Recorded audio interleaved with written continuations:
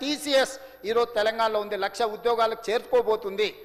అంత తెలంగాణ నిరుద్యోగ యువతకు ఉద్యోగ అవకాశాలు ఇచ్చిన వ్యక్తి పేరు ఆ రోడ్డుకు పెడితే అభినందించాలన్న ఆలోచన వీళ్ళకి కలగకపోవడం ఎంత విషాదకరం అధ్యక్ష. అసలు ఏం విపరీతమైన పోకడలు ఇవి, ఏం చెప్పదలుచుకుంటారు సమాజానికి. అందుకే ఈరోజు రాబోయే వైట్ కాలర్ లేదంటే ఏ సునామీలో కొట్టుకపోతున్న మన యువతను బ్లూ కాలర్ జాబులు క్రియేట్ చేయడం ద్వారా లక్షలాది ఉద్యోగ అవకాశాలు ఈరోజు German, Japan, Singapore, south Korea, రీసెంట్గా మా అధికారులు రష్యా కూడా పోయొచ్చారు.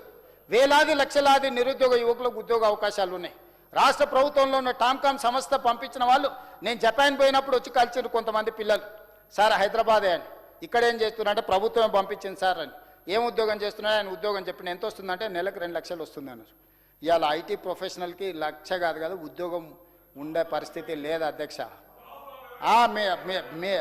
అదేంది చింతమడకలు మొత్తం అమ్మి తీసుకొచ్చి పెట్టారు, చింతమడకలు అమ్మి మొత్తం తీసుకొచ్చి ఇక్కడ పెట్టుబడి పెట్టారు. అందుకే ఈరోజు పంపించింది మీరు కాదు, సర్టిఫికెట్ బోర్డు పెట్టిరు. అదే వాళ్ళ గొప్పతనం అధ్యక్ష. బోర్డు పెడతారు, రిబ్బన్ కట్ చేస్తారు, కత్తెర జేబులో పెట్టుకొని వెళ్ళిపోతారు. వాడు ఉన్నాడా, ఊడిండా, వానికి ట్రైనింగ్ ఇచ్చారా, ఇయ్యలేదా, వాని బతికెట్లా ఏంది చూడారు అధ్యక్ష. ఫోటో దిగినమా, సోషల్ మీడియాలో పెట్టినమా, ట్విట్టర్లో పెట్టినమా, పైసలు ఇచ్చి అదేందో ఏమంటారు దాన్ని, పైసలు ఇచ్చి కొట్టించుకుంటారు కదనా, ఏంది అది లైక్లా,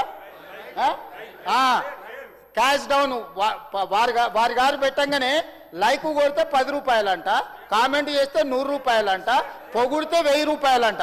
ఇది నగదు నజరానా పథకం పెడితే ఏమొస్తుంది అధ్యక్ష.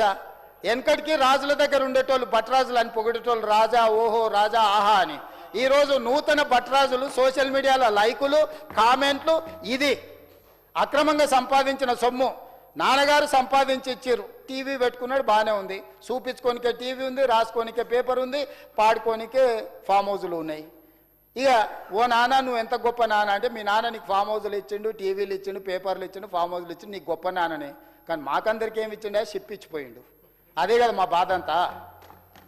8,11,000 కోట్ల రూపాయలు అప్పిచ్చిపోయిండు, నిరుద్యోగ సమస్య ఇచ్చిపోయిండు. తెలంగాణ మా దయతోనే వచ్చింది.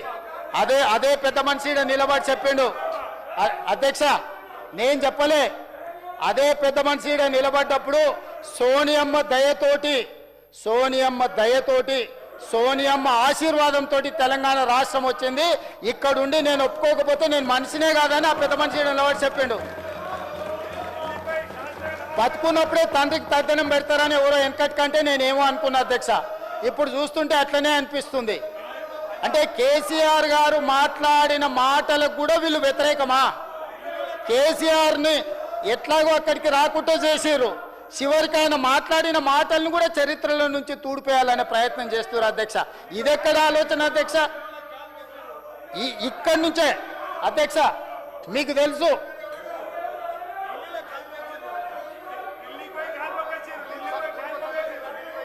అధ్యక్ష తమరు చూసారు, నేను చూసిన 10 జనపతులు ఒక పెద్ద మరిచెట్టు ఉంటుంది. కుటుంబం అంతా పోయి సోనియా గారి కాళ్ళు మొక్కి కడుపులో తలకాయ పెట్టి వచ్చిన ఫోటో ఉంది అధ్యక్ష. సీయింగ్ ఈజ్ బిలీఫ్ అంటారు. ఆ ఫోటోని సోషల్ మీడియాలో, యూట్యూబ్లో మీరు మాయం చేయొచ్చు ఉండొచ్చు, కానీ ప్రజల మెదడులో రిజిస్టర్ అయిపోయింది పర్మనెంట్గా. విశ్వాసఘాతకులుగా మారకండి, విశ్వాసం చూపించండి. తెలంగాణ అంటేనే విశ్వాసానికి మారుపేరు. ఈరోజు ఇచ్చిన సోనియా గాంధీ గారిని ఎల్లకాలం తెలంగాణ గుర్తు పెట్టుకుంటుంది. మీరు కాదన్నా అవునన్నా ఏమీ ఫరక్ పడదు. కాకపోతే నా బాధల్లో ఒక్కటే, పెద్దలు చంద్రశేఖరరావు గారు ఇక్కడ నిలబడి తెలంగాణ రాష్ట్ర మొదటి ముఖ్యమంత్రిగా శ్రీమతి సోనియా గాంధీ గారికి కృతజ్ఞతలు తెలపడమే కాకుండా సోనియా గాంధీ గారి దయ వల్ల తెలంగాణ రాష్ట్రం వచ్చిందని చెప్పిండు. ఏం పోటో బాబామార్దులకు కానీ కేసీఆర్ ఆనవాళ్ళు లేకుండా మొత్తం తుడిపే కార్యక్రమం మీద పడి కేసీఆర్ ఏం చెప్తే దానికి వ్యతిరేకంగా మాట్లాడుతున్నారు అధ్యక్ష. ఎక్కడి విపరీతమైన పోకడల అధ్యక్ష ఇది.